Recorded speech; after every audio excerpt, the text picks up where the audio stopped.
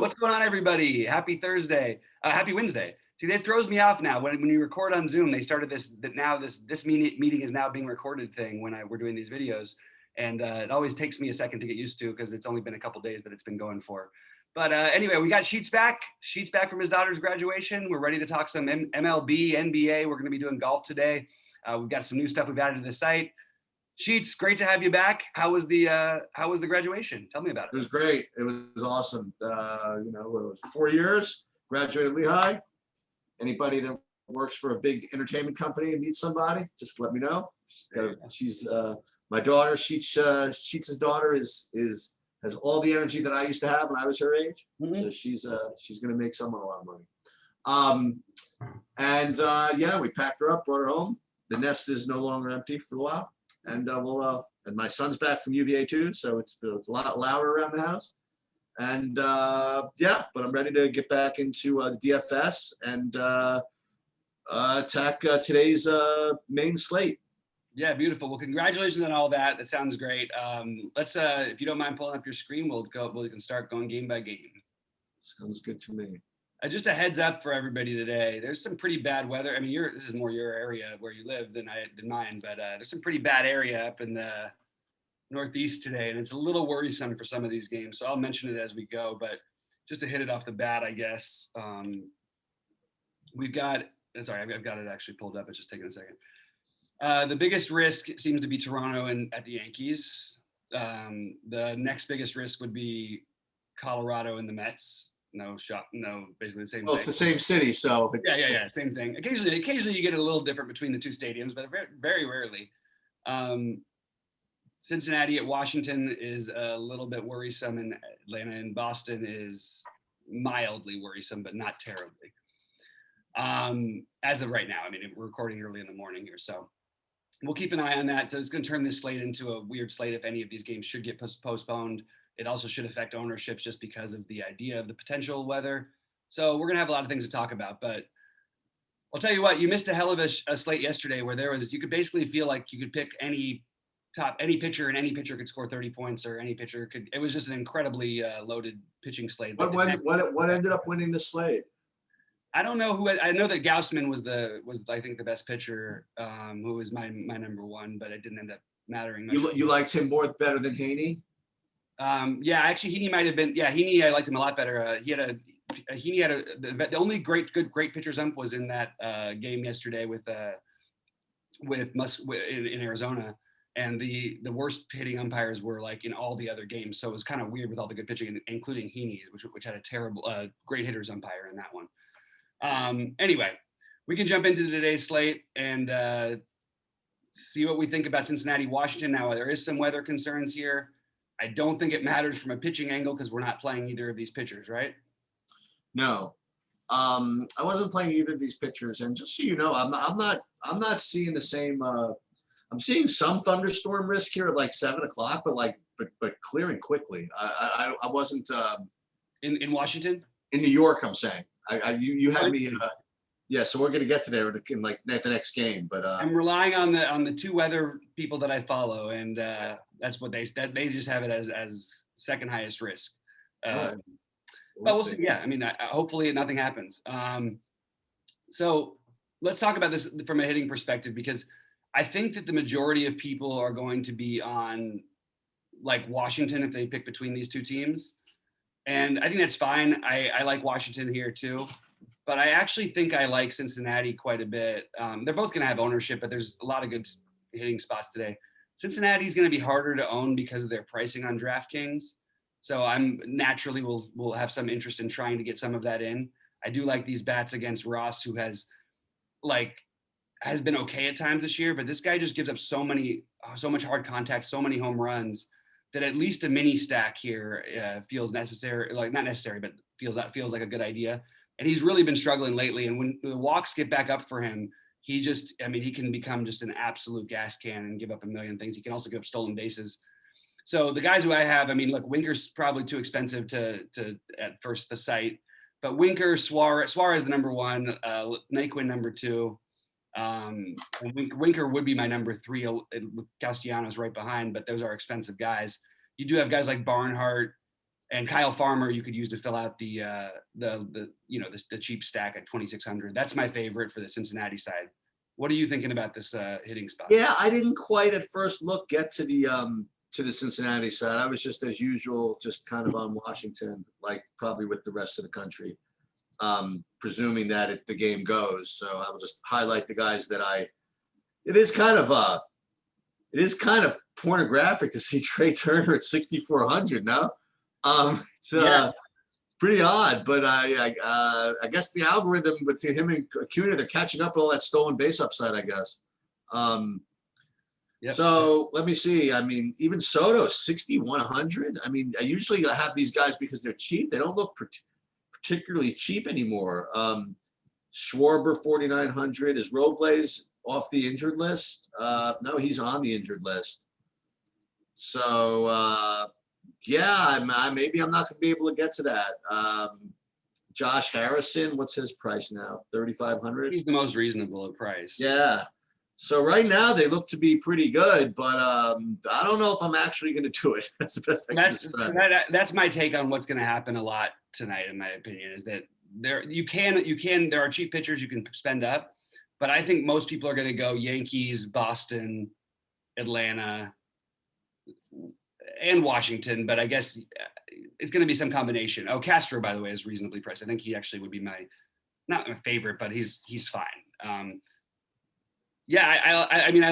like the team, but like you said, just like Cincinnati, these guys are expensive. I do think it's a great spot for Schwarber and Soto especially, and I think Josh Bell, Castro, Harrison, all strong plays along with Turner, who's just really expensive. But it's just how can we get everybody in? We've got to be able to do better than this, right? I mean, than pay $6,000 for players. I mean, isn't there any? I mean, we'll get to them. There's a decent amount of games. I'm confident that we're not going to need to pay like $6,400 for Trey Turner to make our slate work. No, but and again, he's maybe a little lower for me, but I do think that it's not the worst idea in the world if you do want to pick that one spot. I found myself with enough room to do it pretty easily. For example, you play Soto and Stevenson instead of, even though they're different positions, instead of Bell and Castro or Schwarber and Castro. You know what I mean? So it actually equals out if you look at it as a 2v2 way. But I do think Soto is one of the best home run bets of the night, and Schwarber just behind him. So you're right. We could probably find other ways, and maybe we don't need to, because we've got a pitcher who I love who's 6,700. So it's going to be hard to resist that one. All right. Anyway, you ready to move on to Toronto, New York? Yeah. So presuming this game goes, this is seems to be a pretty good spot specifically for the Yankees. So I'm just going to identify who I like off the bat. It's going to be Judge, Voit. Where's Frazier? Frazier 2,700. Ursula 4K and Torres. Those would be my five. Kind of just throw in there. Gardner. I don't usually play him, but certainly it's going to rate to be a good value, I suppose. And I wasn't gonna get to Herman just because the way the slate is breaking for me.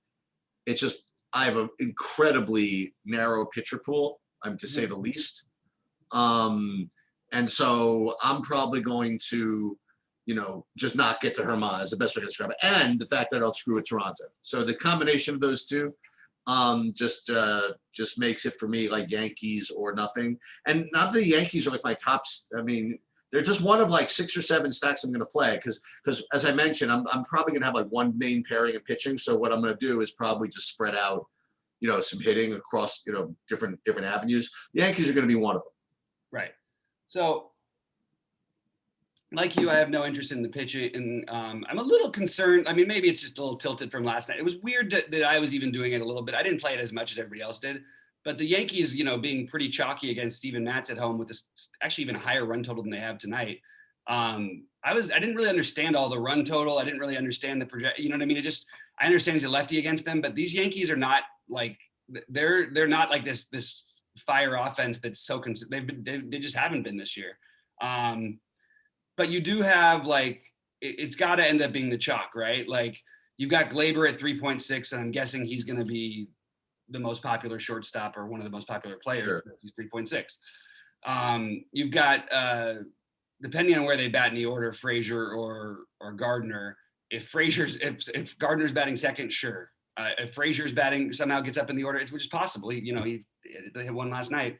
Also, we don't know where Odor. It's just going to be. This lineup it could go a lot of different ways. And then you've got Voit really cheap. So the Yankees are definitely going to look like they're going to be chalk, and it's partially just price related. I mean, look at these prices outside of Judge, and even Judge seems reasonable. So it's not like anybody's bad. So the Yankees certainly make sense. You've got basically what's going to be essentially a bullpen game from Toronto, I think. And yeah, I am not getting to Toronto, but I do think that I might shift and like make a one-off pivot here because Vlad Guerrero, Bo Bichette both stand out as decent enough plays, and their prices actually are not reasonable. They're under 6K. They're 5,400. But if I can get another stack that I like and try and include one of those guys, that's something that I'm considering doing as well. Yeah, makes sense to me. All right, ready to jump on to maybe some pitching? Yeah. Yeah, so Marquis has got to be one of the favorites. Now, had I stuck with what I was doing last time, Sheets, and not changed my mind and said the weather is too good for hitting in Colorado, I would have been in beautiful shape. He ended up putting up 31 that night. Like he looked like a god. I think this is a great matchup against the who the hell is playing Mets. You've got really so few bats to worry about here. I mean, look at the actual projected lineup for the Mets. And I understand they scored a couple runs in these spots for some people in the past days. They also got shut down by Gomer the other day. I'm very interested in Marquis, and I'm not really interested in any bats in this game that I can find. I really can't find any except for Lindor as just a weird way to be different because he's going to be low owned. So my view on this game is I think somewhat interesting. I don't know. So I have Marquis as the best pitcher on the slate at 6,700 value wise and and all that stuff. And yes, he's going to be really popular.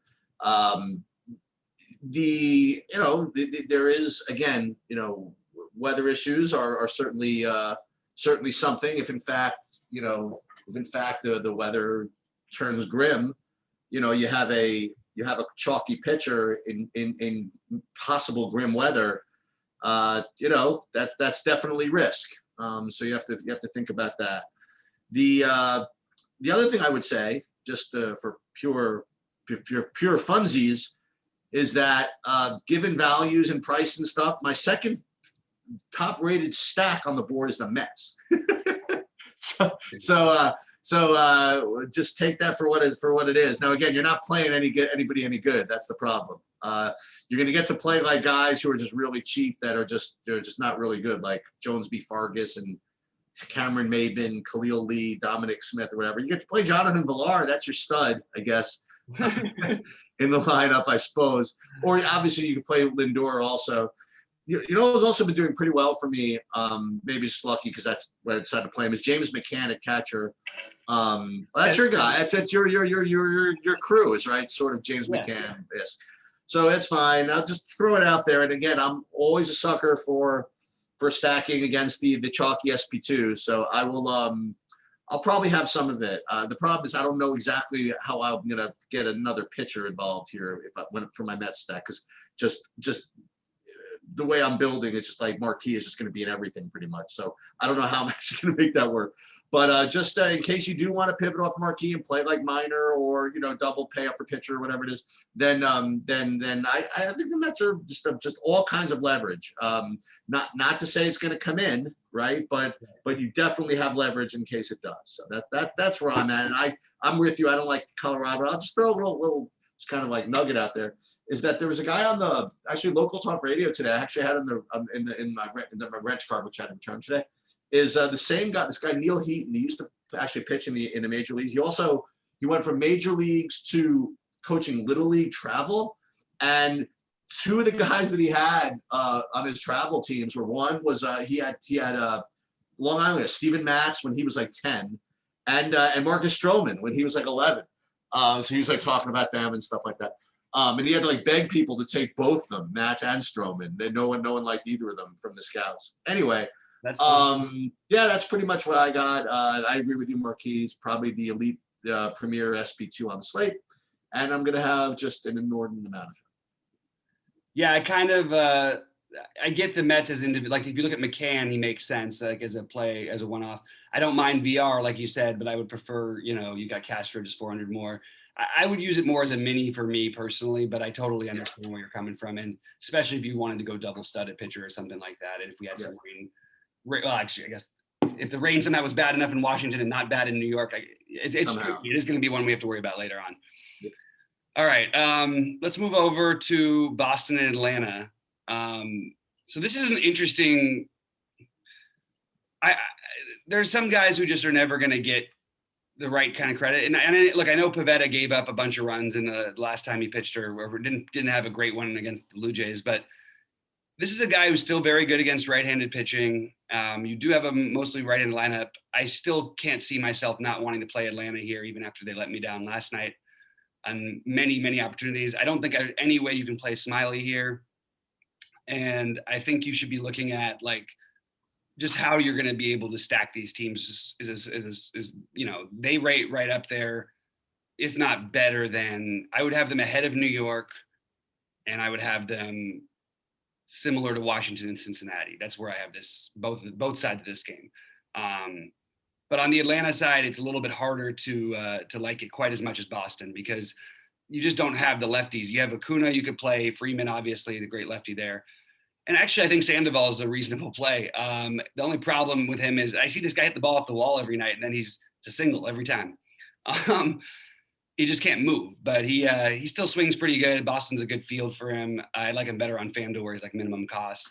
But again, just not as many bats to be excited on that side. And then on the Boston side, for me, it's really everybody, with nobody being more of a priority than JD Martinez and Kiki Hernandez.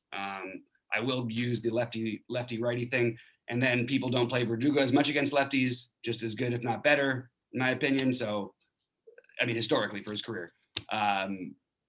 So those are the guys who I would lean first. And then obviously you get whether you want Bogarts, who I like, Renfroe, Bobby Dahlbeck at the bottom. All of these guys are interesting to me.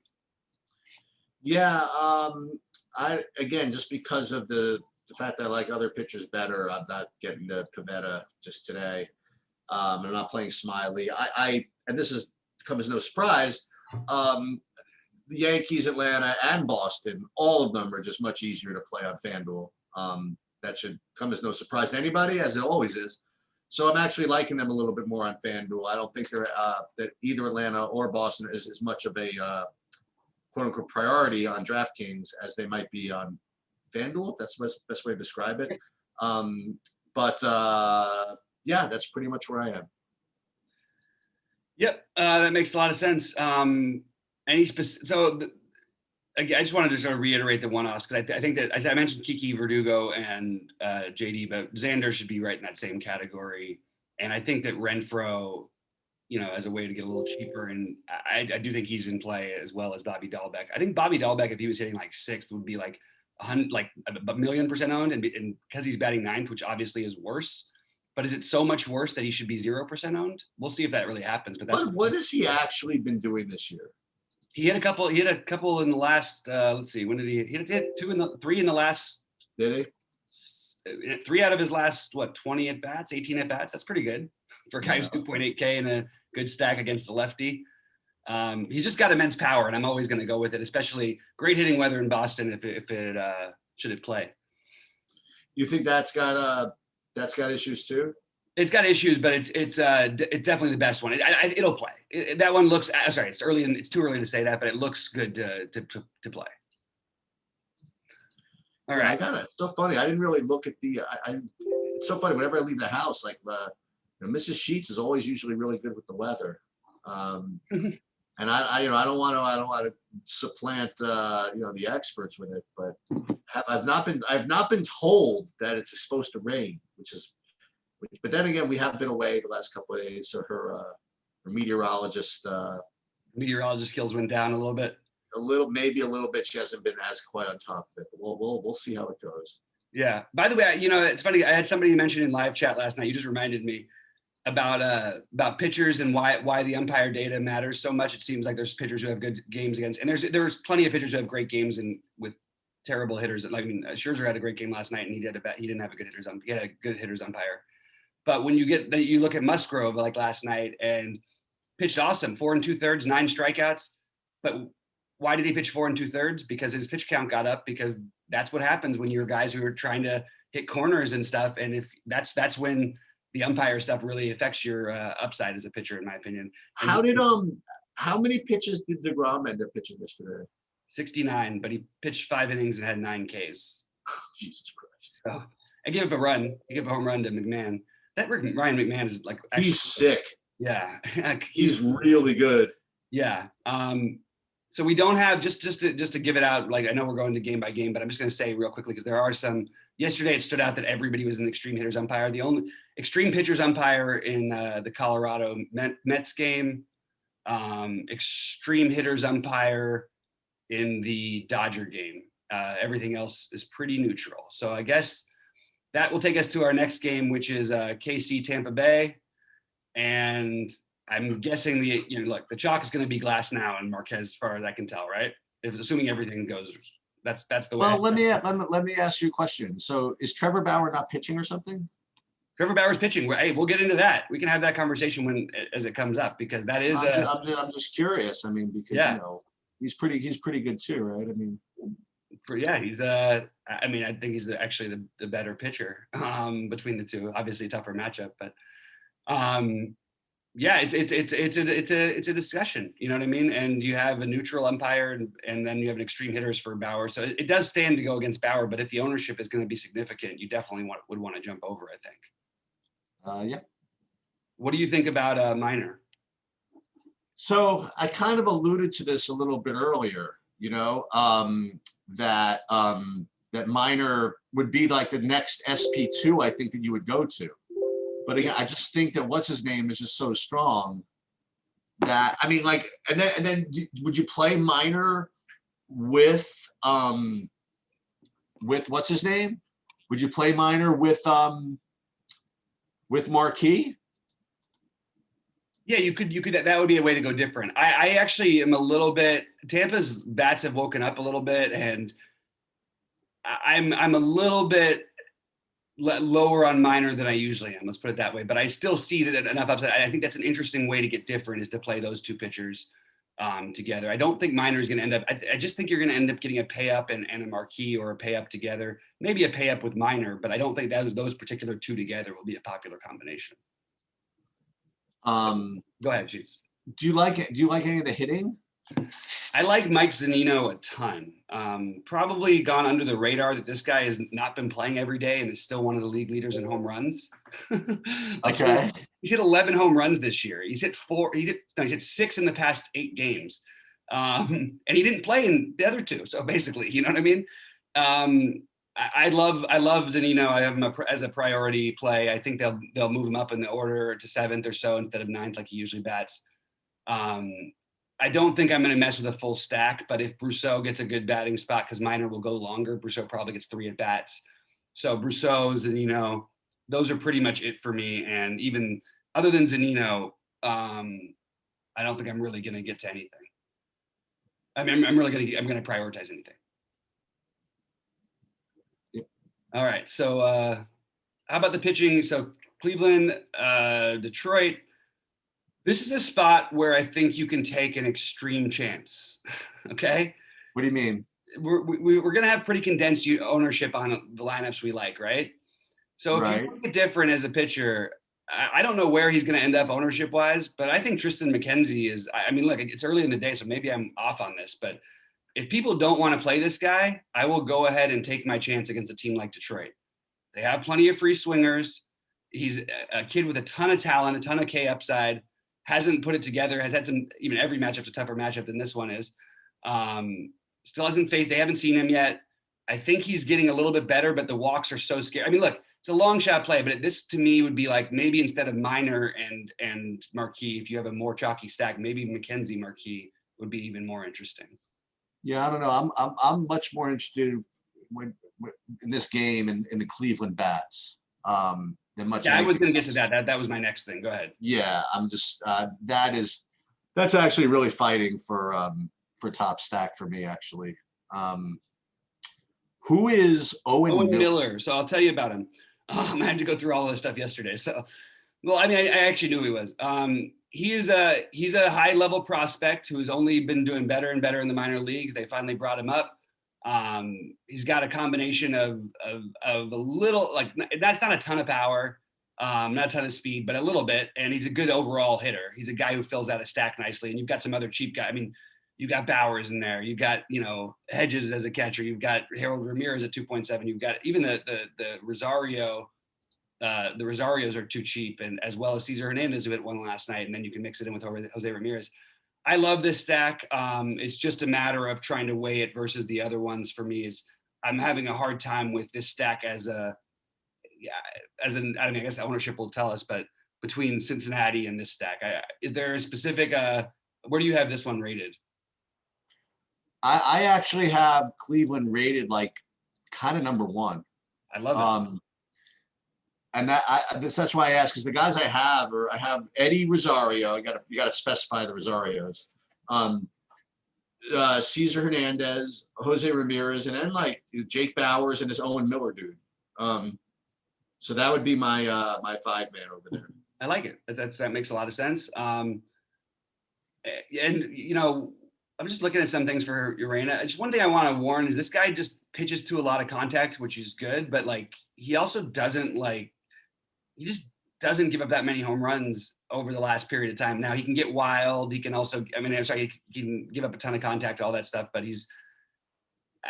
Urena's bad. And I'm just playing devil's advocate for a second, but he's not been giving up like the home runs that Tyson Ross has, for example. But I like what you said. I think I like that whole stack like that. I think Josh Naylor would stand out as somebody who I'd prioritize along with Rosario. Obviously, both Rosarios are completely good plays here, and I think that I just wouldn't get weird and like leave Jose Ramirez out of the stack here. I've tried it too many times with this Cleveland team, and occasionally you'll get like a weird stack that'll get like 5 runs or something. That he's such in the heart of what everything ever they do, that trying to like just make sure he's in your stacks. And I do like Cleveland, and again, trying to decide between them and these other games.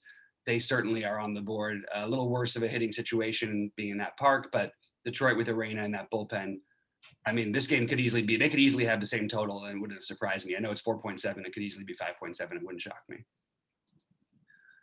Detroit, I'm not going to get to the bats, but I think here's my normal thing with Detroit, right? Yeah. I'm not getting to the bats, but a stack is fine. You know what I mean? The only bat I like is Mazzara, because he's 2,500.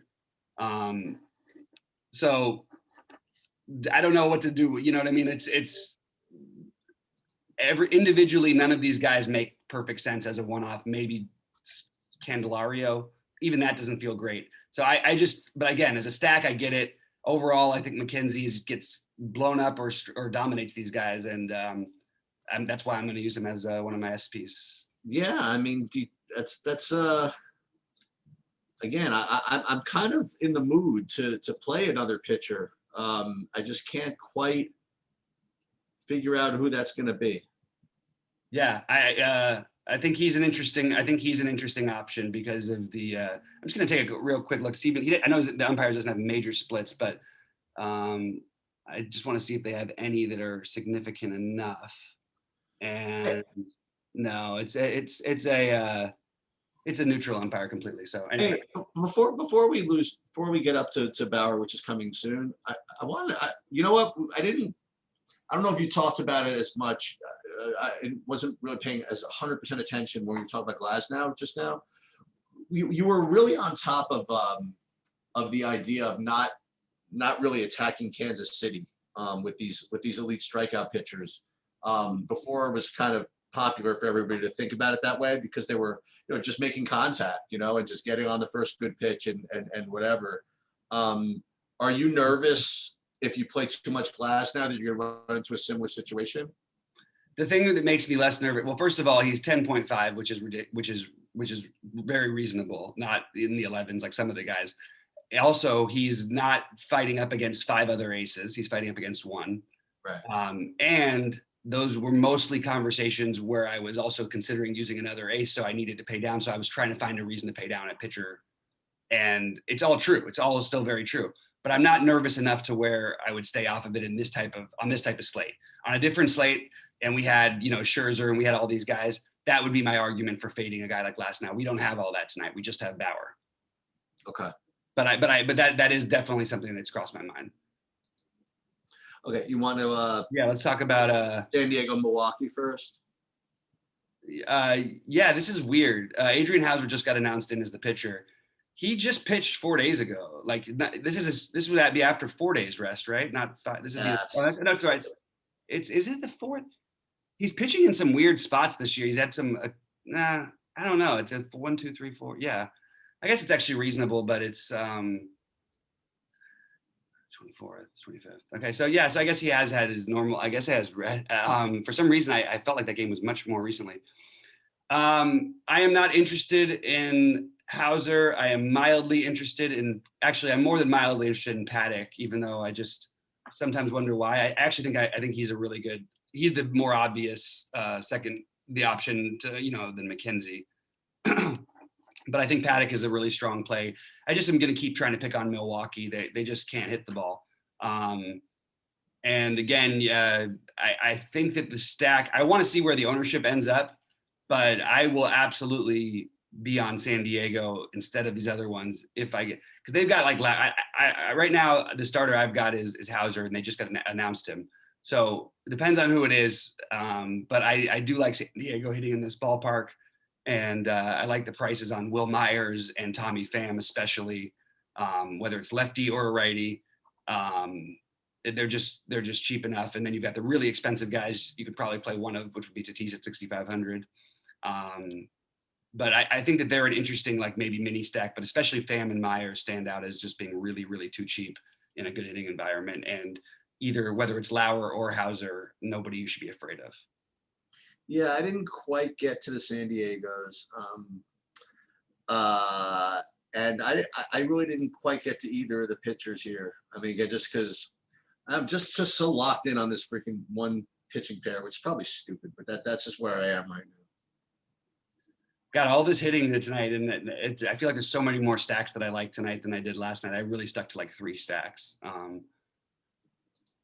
This one is really much more spread out. So San Diego, I just think is interesting as if they're low owned.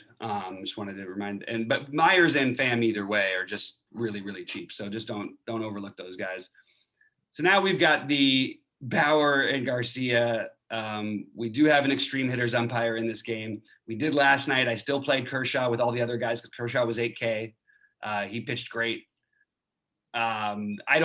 This Houston offense definitely has some strong spots in their lineup, but they also have the bottom of the lineup I think is much weaker than people think it is, or I don't think at least gets credit for. So Bauer, yeah, I like him. I think that Glasnow is probably a better play just because of all of the things I mentioned, but I think that if you're going to talk about ownership, maybe just shifting over to Bauer or playing both of them is fine.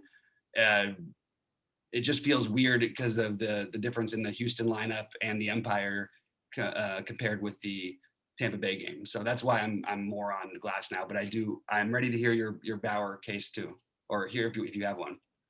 Well, I'm just a little, I don't want to say confused, but you got me onto this last year with where some of these pitching projections come from.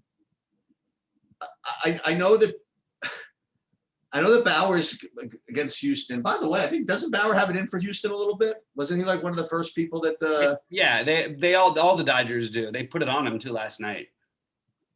I mean, okay, so I'm not going to give away whatever, but again, I track projections from all over the freaking place, right? And I have this really, I think kind of cool system to aggregate it based on who's most accurate and who's this or the other thing.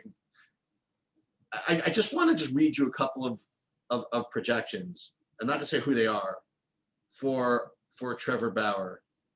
So I got one projection of 22 fantasy points, which to me seems just, I mean, the guy strikes out 11 strikeouts a game or whatever it is. Just Right. seems a little low, but whatever. Give me a median. Then I have a 19, which I'm like, okay, how much do I have to pay you?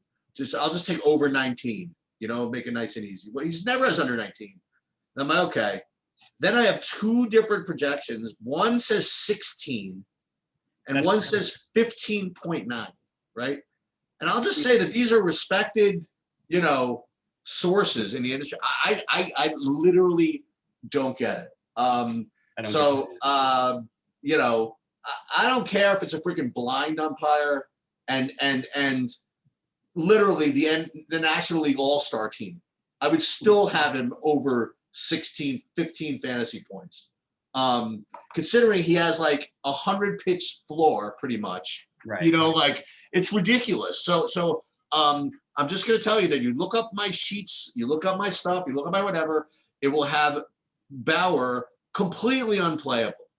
I mean, I'm just telling you, it's going to look completely unplayable, and I don't care. I love it. True transparency. That's what it is. I am going to be, and I asked myself, how I'm going to play guys. By the way, I kind of changed my mind. I pushed like a new set of projections. The Mets aren't as much viable as I thought they were, a different lineup.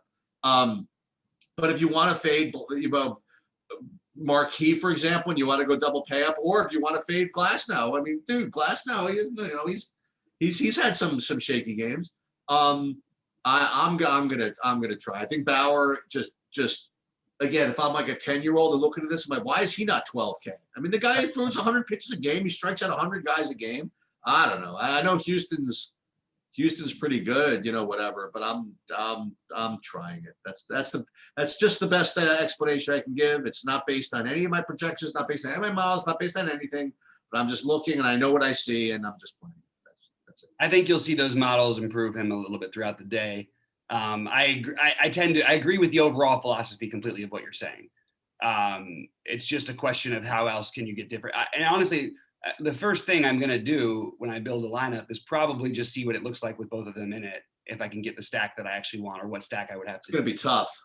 I don't think it's that tough if you get the right. If your low guys pay off, your Cleveland guys. There you go. Boom. By the way, I forgot to mention. Who I think is maybe. Do we look at?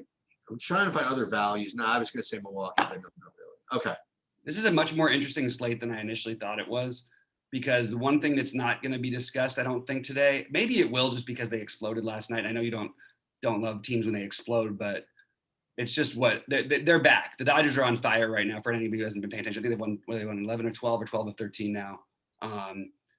This is obviously a meaningful series to them, and not that matters so much for the bats, but Garcia, we've got a bad hit, a guy who relies on the umpire quite a bit.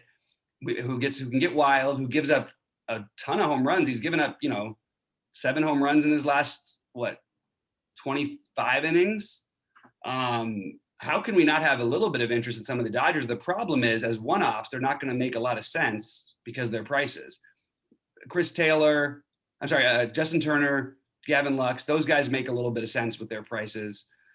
And then you can it depends on where Beatty is hitting if he's in there, and it's really hard to know without knowing the Dodger lineup. But just keep this on. I have this on my list of stacks. I know we've got a lot of them, guys. I'll give you my priority ones, at the end of the show and later today. But the Dodgers should absolutely be on the list for more of a mini stack than a full stack, because they're going to be overlooked, and there is plenty of power against a guy like Garcia. And even though the bullpen's good, well, they wore the hell out of that bullpen last night. So we'll see. I do think the Dodgers as an interesting, 3-man or something like that, get bets, and depending on where Beatty is, and Muncy, it's just expensive with Muncy, but maybe Turner is a little bit cheaper. You could go that route, or Lux. Hey, I have another question, by the way, from last night's slate. I'm just kind of catching up. Did the public know in advance that the DeGrom was going to be limited, or no? No, we were told the same thing we were told with Strasburg, no limit whatsoever. But we kind of saw past it. That's so interesting because again, I was listening to some baseball today on the radio, and they were interviewing, was it the pitching coach, whoever it was who's responsible for this. They're like, with DeGrom yesterday. Yeah, we all knew he was only going to be pitching 5 innings. That's what we said. We were going to limit him to 75 or something like that. But boy, I wonder if like if how public that knowledge was or whatever it was. So. I think that we all know it from the past, but they actually announced that he wasn't going to be restricted at all. Wow, that's so it was kind of weird. At least that's what the initial thing was when asked about it. Anyway. Yeah, the more that I think about it, the more I am going to probably want to do some crap like Detroit to get those 2 big pitchers in just in case. We'll see. That makes a lot of sense. All right, you want to move on to the late night hammer? Yeah, San Francisco, Arizona. Tell you what, this is the roof should be open again. Again, we have a lot of good stacks on this slate, and I think just starting with this one. Yeah, San Francisco is awesome. I think I just don't. Other than Alex Dickerson, who stands out as being like an obvious play, I'm not sure exactly like what one-offs I would want, but I think as a stack, this makes a lot of sense. Yeah, so I have them right now, like 8, something like that. And that's pretty. That's up there. It's in the ball game. And no one's gonna play them. It's the late game. It's an island game. It's 2 hours after everything else. They might play him a little bit. Don't be surprised. You think so? Just a little bit, because they did well last night. Some of the guys did anyway. And they like to play against Merrill Kelly, I guess. And it's Merrill Kelly who they like to. I mean, yeah, he's given up. He's averaging a home run per 5, I think, or for 4.5. Yeah, I think they will. It's really going to depend on the control in this game for Kelly, whether he can have any chance. Because if he's not getting his pitches, he's dead. And unfortunately, we don't really have any slanted umpire either way. I think we have a neutral. Oh no, it's slight pitchers umpire actually. You can do this, by the way, in general, this double pay up thing if you want. You can't play. You know what I mean? You can't play the Yankees. But I mean, but you could play some teams. Yeah. If you want to do this, I mean, you don't have to do that. I mean, certainly reasonable to assume that maybe the Bauer has a tough matchup and it's too expensive, but I just know what his ceiling is. And that's what we're playing GPPs for. No, I don't know. Right. I totally hear you. It makes perfect sense. The only maybe argument is that Marquis against this lineup, does he even have like a similar, like, the ceiling obviously is always going to go to Bowers, but their realistic ceiling, I think, is probably I think it's a lot closer. Dude, bring on the rain then, whatever. There you go. So my initial thought was not to mess with the Arizona hitting side of that. And I think I'm probably going to stick to that. It was tempting a little bit to try and this game, when it gets hot there, it can play like Coors sometimes if you can get the ball in the air. These are not high strikeout pitchers. So I was trying to look at it from a game environment standpoint. I have the Giants as like my 6th favorite stack, and there's so many stacks in this slate. So maybe that is a reason if the games do get risky, we can always pivot to another one, if especially the New York games. Trying to think about this. So like if everybody's gonna be playing Marquee and then there's risk of the rain, if that gets rained out, well actually keep forgetting. So once 7-10 passes, then it's locked, right? Like if the game doesn't start. Right, that's right. So or is that the case? Like if the game doesn't start and it's 8:30, you still can't swap off it? Yep, you can't. Okay. So I'm just wondering, if the weather's fishy, then people could pivot to minor at the same time. Well, you've got. I think ahead of minor today, I have Paddock. Right. Okay. And I have who's that? Minor. Yeah, minor. I have. You have Paddock ahead of minor? Yeah. Yeah, I got mine a little higher. But I'm going overweight against these. Look, it's something I feel. Even yesterday, I was like, I really don't want to play Joe Musgrove here. And actually, he pitched. I mean, the thing is, he had 9 strikeouts in 4 2/3, so he actually put up like 25 points. But I didn't want to. I don't know. I want to pick on this Milwaukee offense as much as I can until they show that they were a real offense. You know. By the way, I think you hit the nail on the head also with another great pivot off of Marquee. If you wanted to do that, was the Cleveland guy.